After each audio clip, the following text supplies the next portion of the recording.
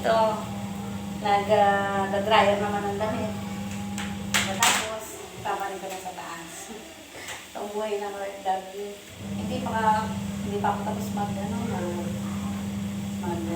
wash ng damit.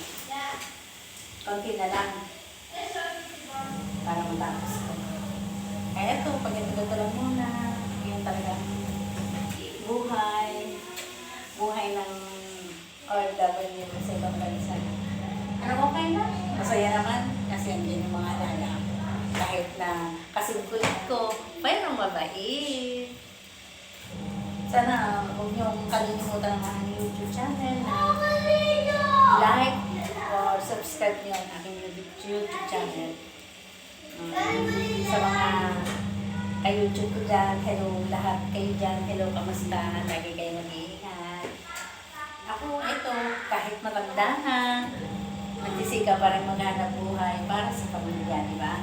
Ganyan tayo magulang, hindi nakakatiis sa anak. Pero ang anak natin nakakatiis sa magulang. Yan lang. Di ba? Kala nila, pag hindi mo nabigyan, masama loob. Kala nila, pinagdadamutan mo, pero hindi.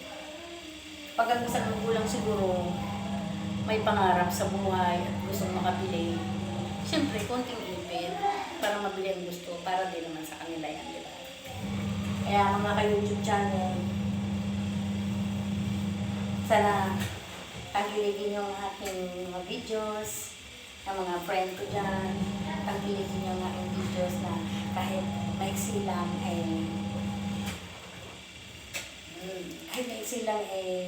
mayroong konting aral sa atin para sa mga anak at sa mga OFW na nagtatrabaho dito sa ibang bansa. Diba? Kanya lang ang buhay. Kahit pa paano ito nagsisikap. Siyempre, single mom, diba? Ang hirap din ng single mom. Sa totoo lang, buti na lang. Napalaki ko yung mga anak ko. Kaya lang, hindi sila nagsikap matapos ng pag-aaral. Pero okay lang, natutuwa ako dahil nakikita ko yung mga apo ko na malalaki na ang giling ko lang sa Panginoon na lagi silang mag-iingat at lagi silang iingatan ng Panginoon. Lahat ng aking mga kamag-anak, mga kapatid, mga anak, lalong-lalo ng aking mga apo. Kaya ka-YouTube channel, ito, Content Islam, para makasama mo sila. At makasama ko sila sa Pilipinas.